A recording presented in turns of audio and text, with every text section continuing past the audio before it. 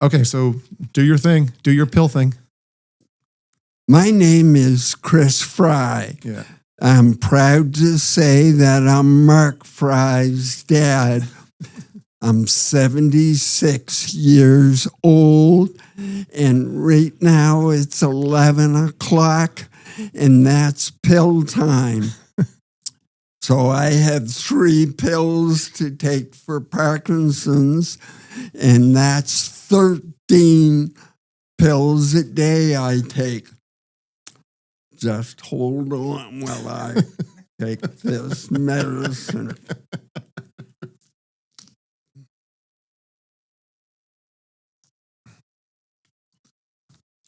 Okay, I'm going to talk about Parkinson's later because I got a lot of things to tell you. Okay, great. Okay, so first off, Dad, thank you.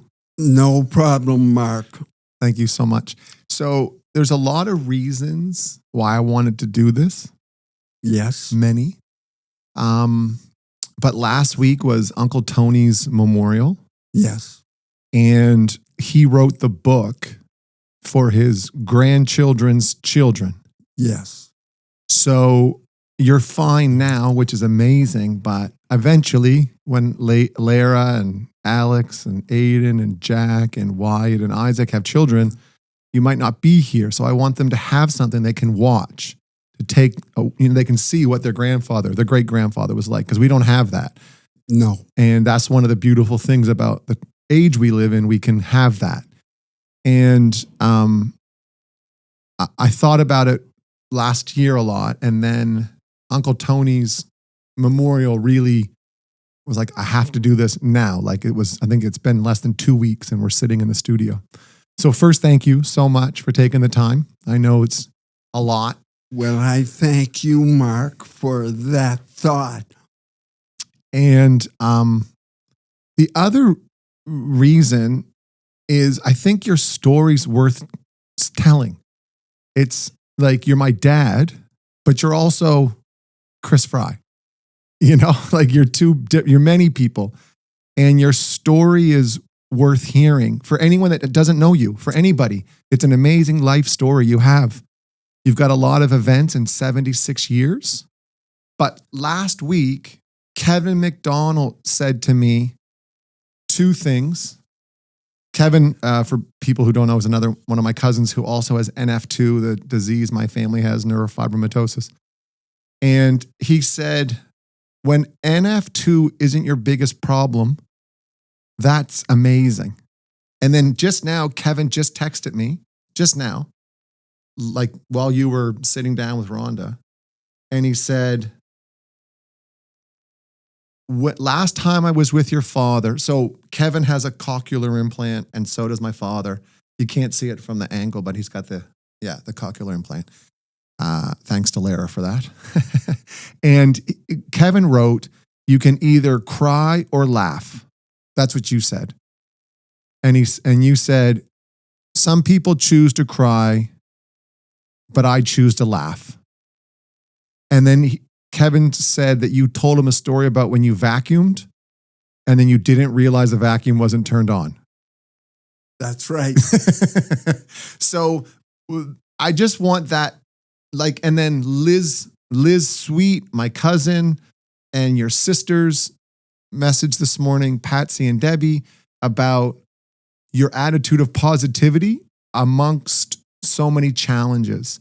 So that's the stuff that I want people to take away from this, is how you have your attitude of positivity amongst challenges that most people wouldn't be able to deal with. And then also how you can laugh when others cry. So there's a lot of stuff I want to talk about, but that was the main thing. And also I want to say a little thank you to the Goldblum family and Stevie Goldblum, because years and years ago, I talked to Stevie and I told him I wanted to do this interview with you. And he said, just do it, because he did it with his grandfather and it kind of started his career. So I wanted to say thanks for the encouragement from Stevie 5 years ago. And I feel this is a very special day. The people that run the studio at BNV are amazing. These two guys, Mark and Jamie. And then my stepmother's right over here. She's an amazing woman. And now you're here. So it's just kind of like a dream come true for me. So, yeah. So where would you like to start your story? I'd like to start telling you that I was a city boy, a Halifax boy, and my life was pretty normal up until age 15.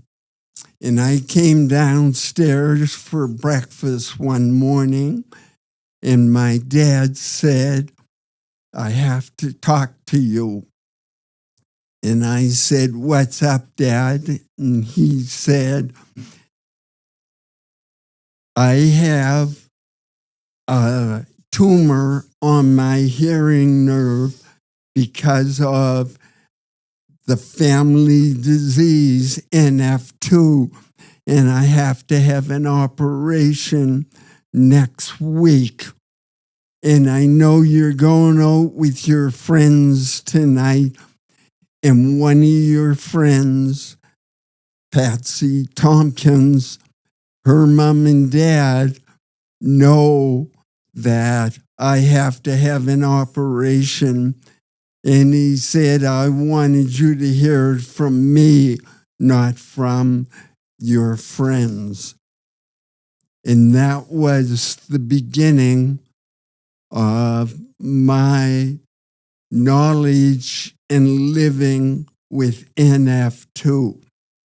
And I'll just tell you that tumors on the nerve, usually on the hearing nerve, but some people get them on their backs. Most of the ones in our immediate family are on the hearing nerves.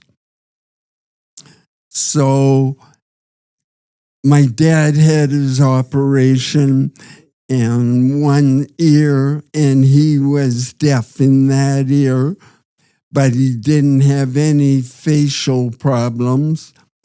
And then later in life, he became deaf because of the other tumor, and he never had it operated on.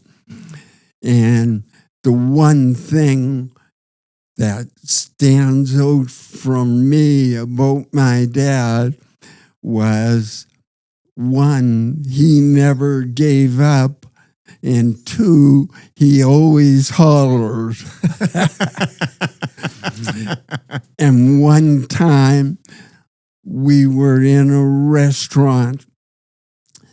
I was living in Hansport at the time, and we went to a local restaurant, and my dad ordered a beer, and the restaurant was quite busy, and there was only one waitress working, and she didn't bring Dad his beer right away. So when she walked by, my father said as loud as he could, "I guess she forgot my beer." So I just looked and said, "Dad, a little lower. Everybody in the restaurant heard you." But you know what? I didn't mind, because he was my dad. And that's the way he was. I decided right then that I didn't want to be like that as I got older. So that was a lesson my dad taught me. So let's move along. What's so funny? I feel like Uncle Tony has taken over your body. Okay, wait. So let me ask. So then 15. So how did it affect your life when your dad was deaf? How did it change? Things started to change. Nothing really changed between Dad and I. We still communicated. And I'm going to jump ahead just a little bit. Sure. But I was deaf for 13 years.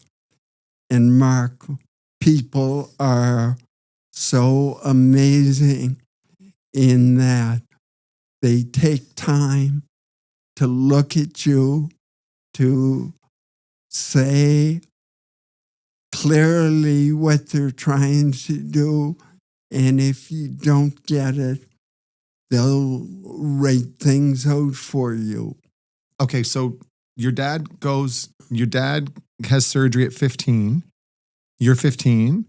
And then what's the next thing that you would like to talk about? Well, life just rolled along. Everything was pretty normal. And in 1972, when I graduated from St. Mary's University, I got married to Judy Lawler, and that was a pretty important thing in my life at that time. And with Judy, we had 3 sons.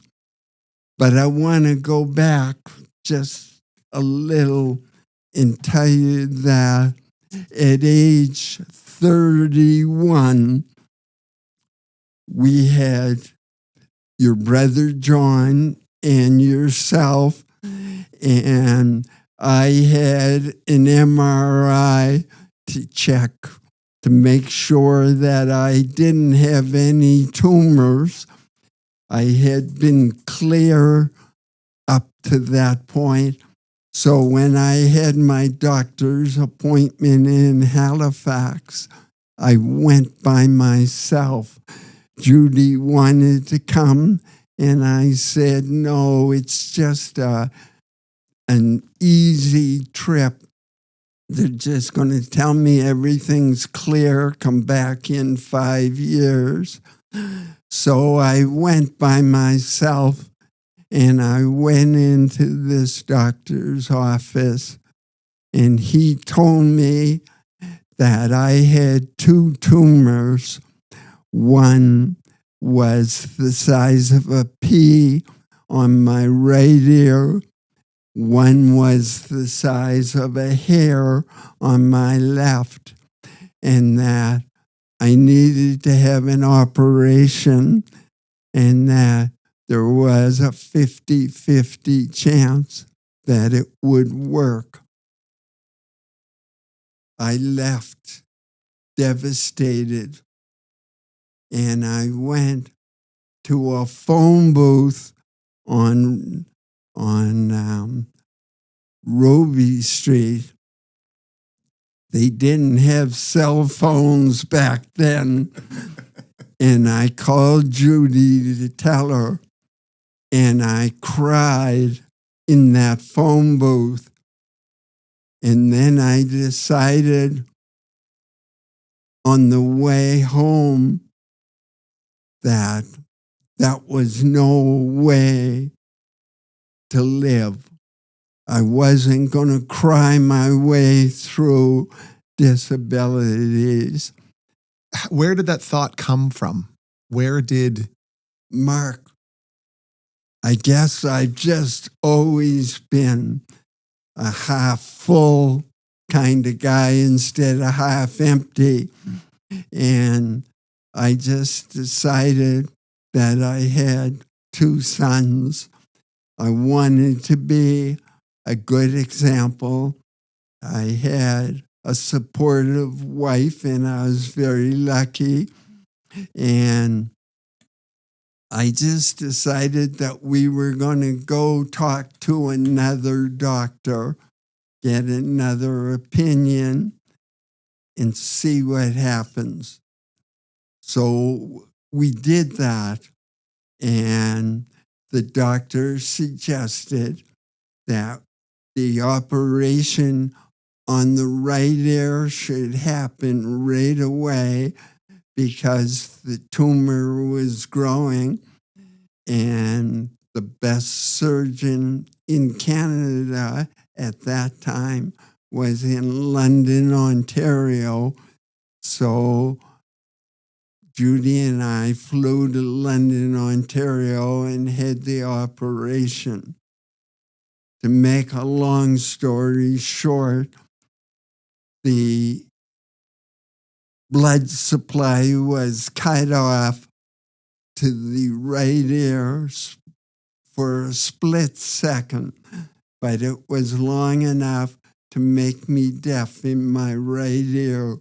But my left ear was fine, and away we go. So life just rocked on. We had a third son, Nicholas, and I thought we had life just the best. And then in 1992, we had a car accident and your mom was killed. And that was devastating for all of us. But I can tell you, because of family and friends, we were all able to survive.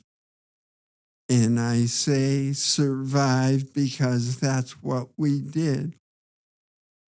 Until again, we said, what would Judy want us to do? And that is move on with our life. So in 1995, Rhonda McDonald agreed to marry me and be your stepmother. And that was such a blessing for us all. And Rhonda has been a constant in all our lives. And we're so lucky. Okay. So can I get some comic relief for a second? Yes. Okay. Would you please tell the story of how you asked Rhonda out? I was knocking on doors in a political campaign, and I had never been at this big old home that was divided into apartments. And when I rang the doorbell, who came down and answered but Miss McDonald, the school teacher. So I gave her my spiel about the politician I was representing. And then I went home and said, I think I'd really like to ask Miss McDonald out on a date. So I asked around trying to get a phone number, but all the teachers that I asked said, no, we can't give you Rhonda's phone number. So I decided to suck it up and go down and knock on her door. And when she answered the door, I said, you got a lot of loyal friends. They wouldn't give me your phone number. So I decided to come ask you if you would give me your phone number so I can talk to you. And Rhonda just looked at me and shook her head and said, okay, here's the number. So you would think I was just going to call her right away, but I didn't. I had a cottage down in Oak Island, and I used to go there a lot by myself. And when I did, I would call Rhonda and talk to her. And she kept waiting for me to ask her out so she could say no. And I knew that. So finally, she said, "Why are you calling me?" I said, "I just wanted to talk to you." And then I bumped into her one day and we went for coffee. And that's the beginning of a new adventure for both of us. So Rhonda and I were talking yesterday that September the 1st was my dad's passing anniversary, and that 4 months later, and that was at the beginning of our time together, and 4 months later, Rhonda's father passed away. So we had a lot of things that we helped each other with and supported. But NF2 decided to raise its head again in my head, and the little hair tumor started to grow, and it was almost the size of a pea. So they recommended this time, instead of having physical surgery, that we would do radiosurgery. And we had to go to Sunnybrook in Toronto for it. And for a month, they peppered my head with little shots of radiation so that the tumor was done like the sewing on a baseball. And the reason they did it that way was if they did one big zap, that it would burn the outer edges. And if I ever needed physical surgery, it would do more damage. So that was January and February. And I came home and everything was normal until August of that year. And Rhonda and I were in PEI on vacation. We had rented a cottage. I had a hearing aid in my left ear. And one morning, we woke up and Rhonda started to talk to me. And I said, "I can't hear you. The battery must be dead in my hearing aid." So I changed the battery, and guess what? It wasn't the hearing aid. It was my ear. It stopped working. So, I was deaf. You could shoot a gun behind me, and I wouldn't even know. And I was telling somebody one time that I was deaf, and they said, "You mean totally deaf?" I went, "Deaf has only got one way, and that's totally deaf." Yeah. So I was working as an insurance agent at the time, and I tried to pretend that everything was normal. I was being more than positive. I was being unreal. And I left my office one day at lunchtime and went to the post office. And when I did, one of my clients was there, And he said, "Can I talk to you for a minute?" I said, "Sure." So he talked really fast, telling me this insurance problem he had. And I said, "I'm deaf now. Can you come into the office for me?" So he said, "Sure." So we walked into the office, sat down, and I took a legal pad and a pen, and I gave it to him, and I said, "Could you write out what your problem is?" He said, "Sure." So he takes the pad and the pen, and he writes it all down, and then he hands it to me. Well, guess what? I couldn't read one word he wrote. He had such a slant. So I really felt embarrassed. I felt like a failure. I went and got my boss, and we got the problem solved for my client. And then I said the next day to my boss, after I had thought it all through, "I can't do this anymore.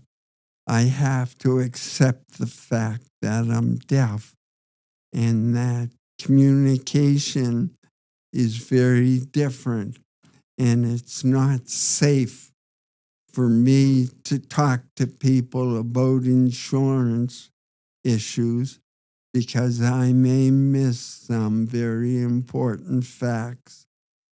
So I left the insurance business and went on disability.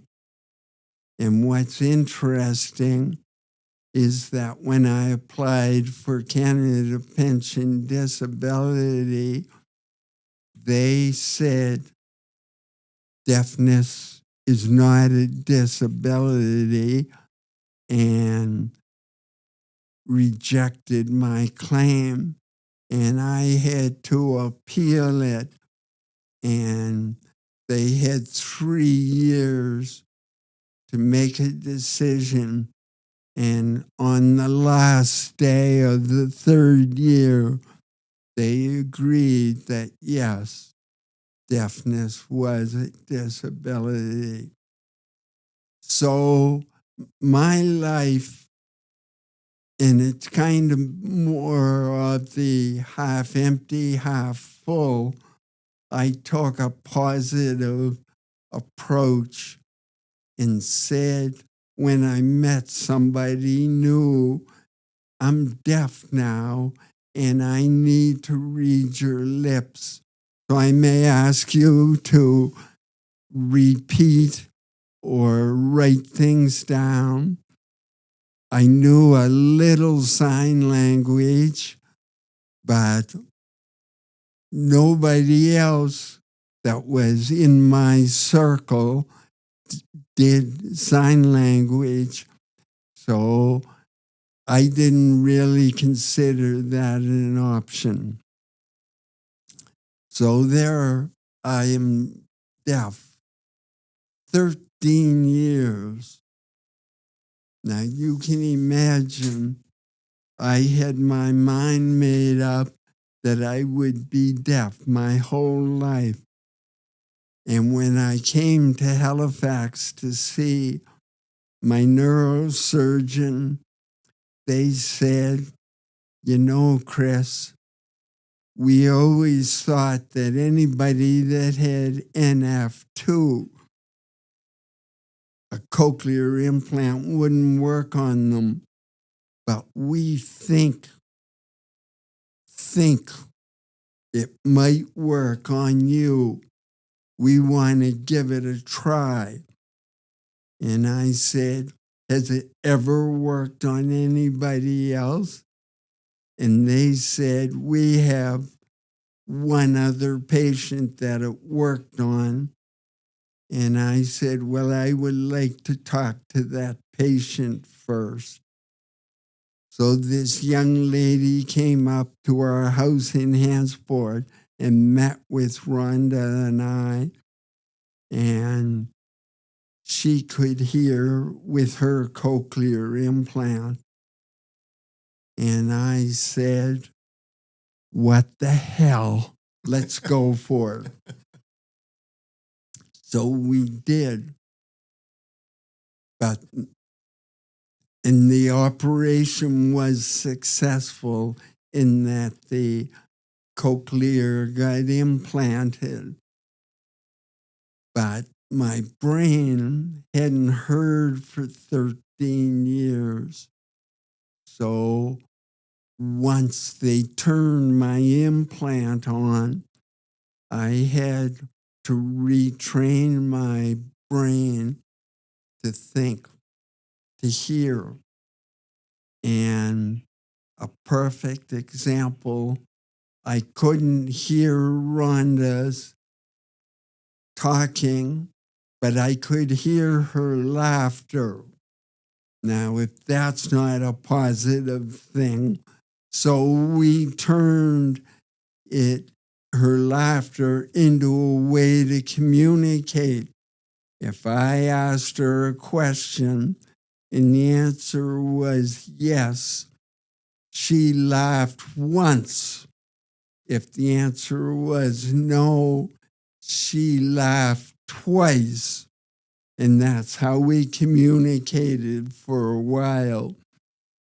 And then the sound that sticks out the most for me was I was out geocaching with two friends of mine, and I heard this sound, and I said, what's that sound? They said, it's a crow. I said, well, it doesn't sound like a crow to me.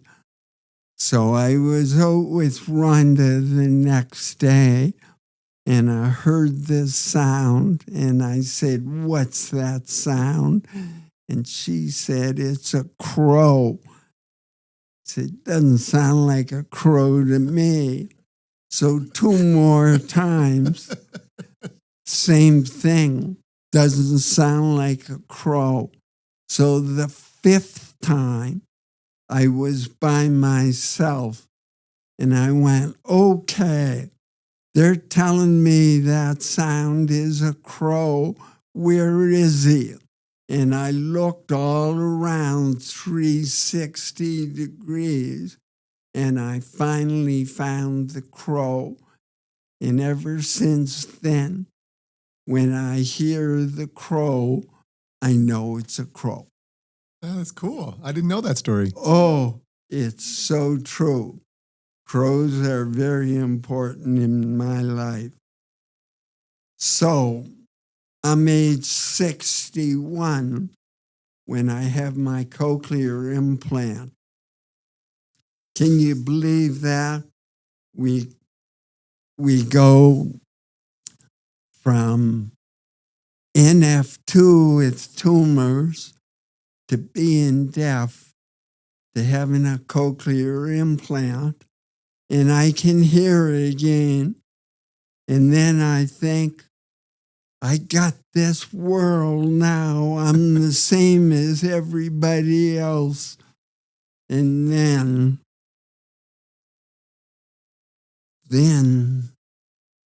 in 2016, when I'm 67 years old, I start to have signs of Parkinson's. And I know all about Parkinson's because my mother had it for 20 years. And luckily for me, the Parkinson's didn't take off right away. But 6 years ago, as the Parkinson's was starting to get worse, Rhonda and I decided it was time to sell our 120-year-old home in Hansport and moved to a one-level apartment because I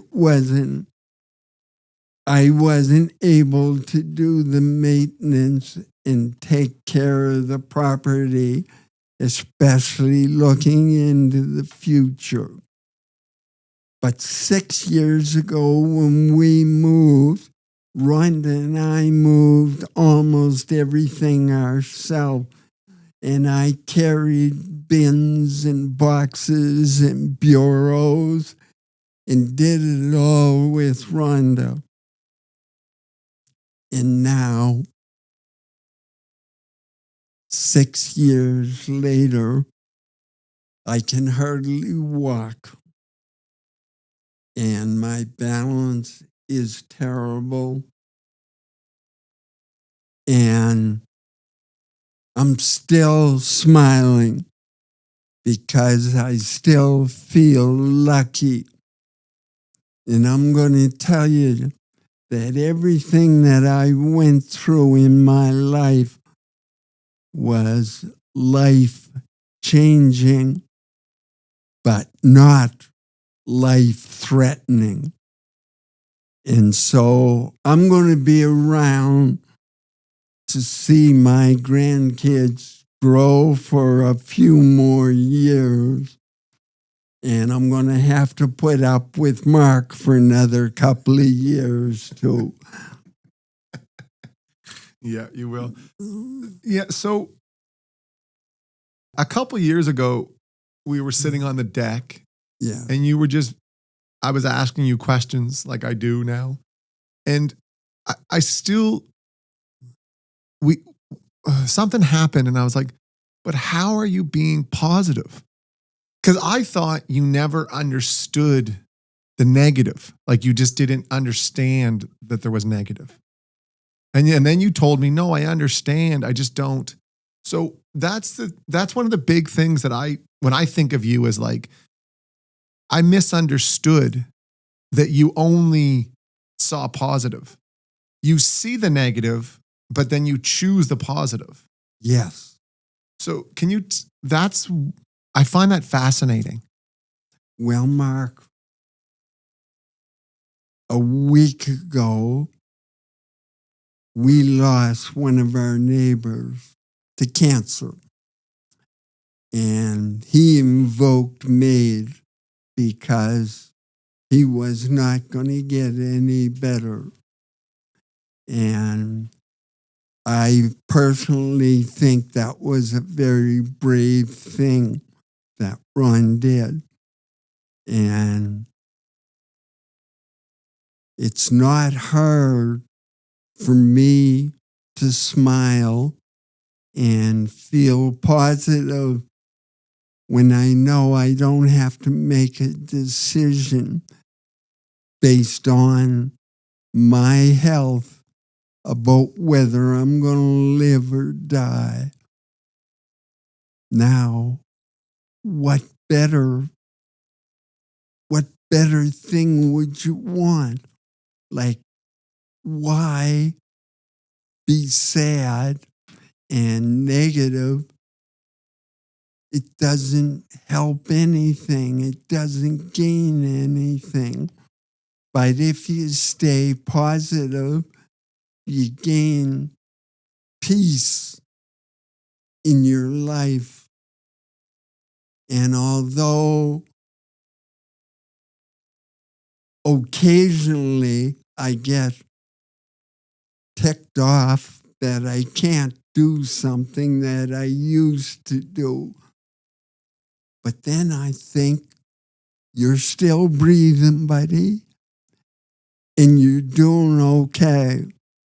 And your family and friends all support you. We went out the other afternoon with friends of ours, and the friends come right to me to help me walk, to get somewhere, make sure everything's okay. If I shake in front of them, I don't have to be embarrassed.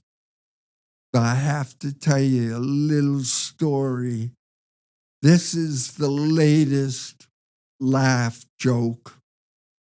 We were at a farmer's market, and as anybody that's watching this has seen my jaw go like crazy.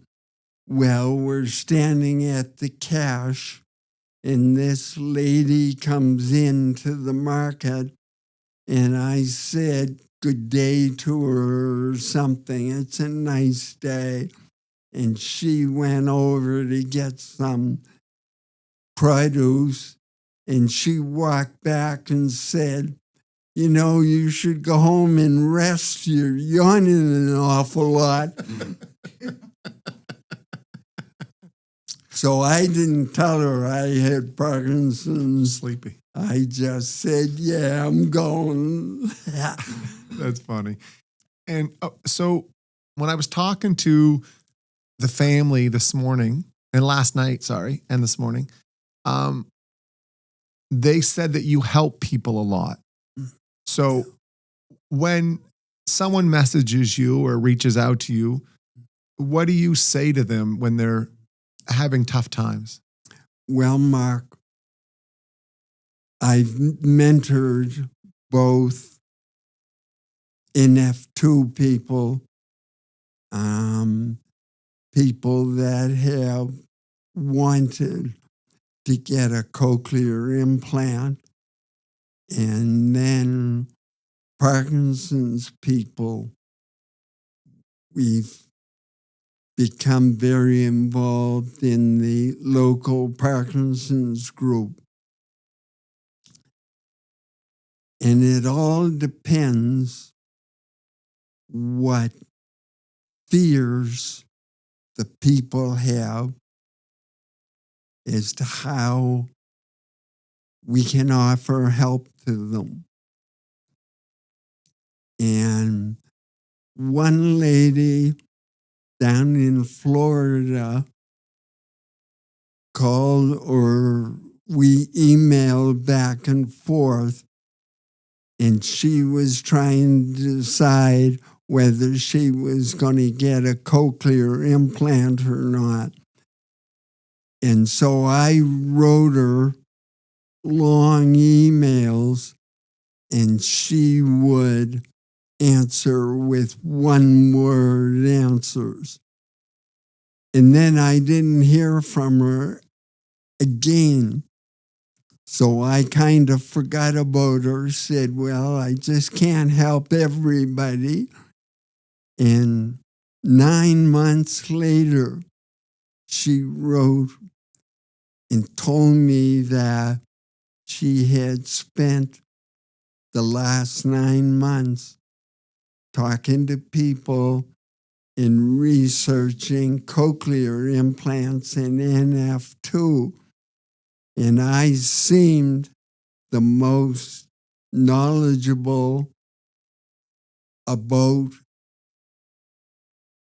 what could happen to her, and that I had a very positive attitude, and she had decided that she was going to get the implant based on what I said to her. And then I've never heard from her again since. Okay, well, the lady, if you're in Florida, the lady that we don't know your name, whatever your name is, please message my dad. And then, so thanks for the time today, Dad. This has been so fascinating to listen to. So I have a couple more questions. But the main one, I have two last questions for Jack and Isaac and Wyatt, Aiden, Lara, and Alex. If they're watching this, what do you want them to take away? What would you like them to know? I left one very important thing out, and that's NF2 is hereditary in our family. My dad's family had 10 children. 5 of them had NF2, 5 didn't. In my own family, there's 6 siblings. 3 have NF2, 3 don't. And so I told you that Judy, Mark's mother, passed away in 1992. Well, in 1991, they were able to do testing on the 3 boys, and the chromosome 22 is what they looked at, and the enzymes that was on it.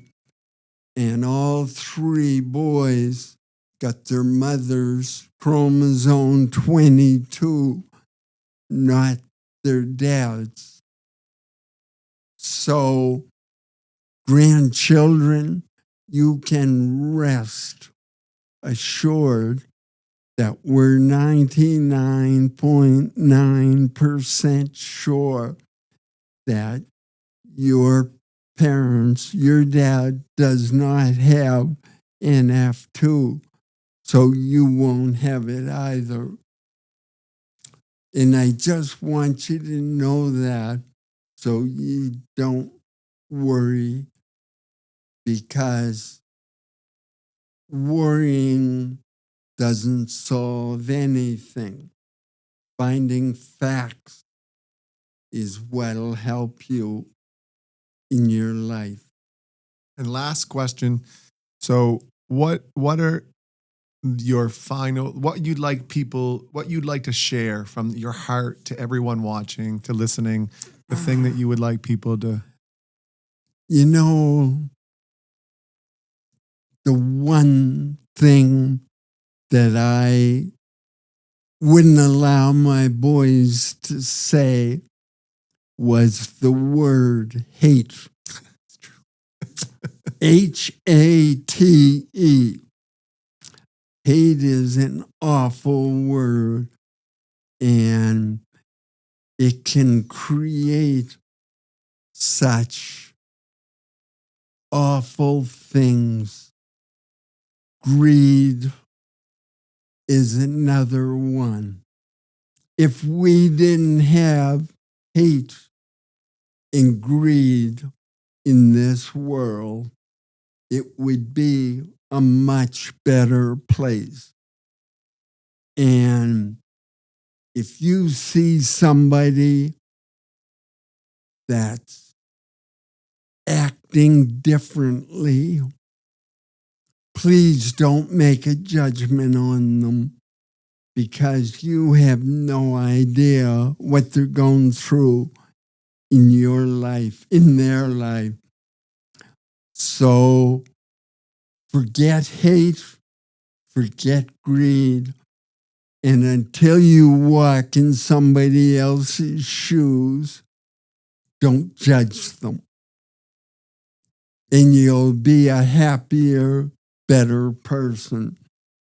I just want to say thank you for, it's like, just say thanks for being such a great dad. And it's cool. It's nice. Our relationship is super cool. Can I tell one story about you, Mark? No. Yes. I was a widower with 3 boys, and it was a learning climb for me too. And one night, Mark and I got into a disagreement. I can see it right now. The house we had a set of stairs going upstairs, and I was on the bottom step, and Mark was on the 4th step. And it was a pretty heated argument. And all of a sudden, I stopped in mid-sentence, and I realized where this was going to go. And I said, Mark, please just go upstairs to your room and don't say another word. And I'm not going to say another word because I don't want us to ever regret what we say to each other. And I think if I learned any lessons, I think that was one that I thank the good Lord for. You were there for all the good and bad stuff.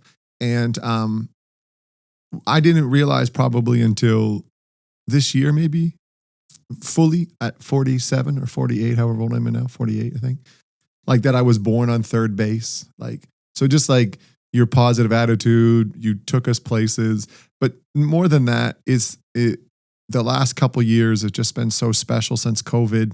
And I just want to say thank you. And I love you. And I'm proud you're my dad. Everyone thinks you're so funny. Everyone loves you. I could list off the people. You have fans in Boston. You have fans in Halifax. You have fans in Ontario. Like everyone loves you. And you are funny and a great storyteller. And at one point, the greatest partier in the world. But that's not why people love you. It's because of your attitude and the way you make them feel. And we're lucky, John and Nick and I, that you're our dad. Rhonda's lucky that you're her husband, and Mom was lucky, and all the kids are lucky. Aiden, Alex, Lara, Jack, Isaac, and Wyatt. And I just want to say thanks for you. Thanks for being you. And thanks for always helping me and so many other people. The lady in Florida, please reach out to my dad and say thank you. And I'm just joking. But seriously, just thanks for everything. Thank you for being you. I love you.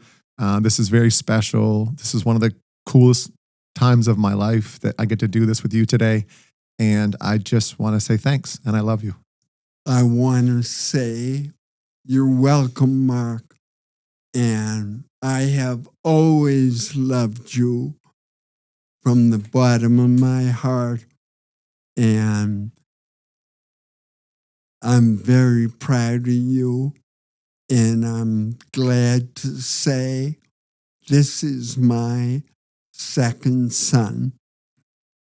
I love you. Thanks, Dad. Love you too. All right. Thanks.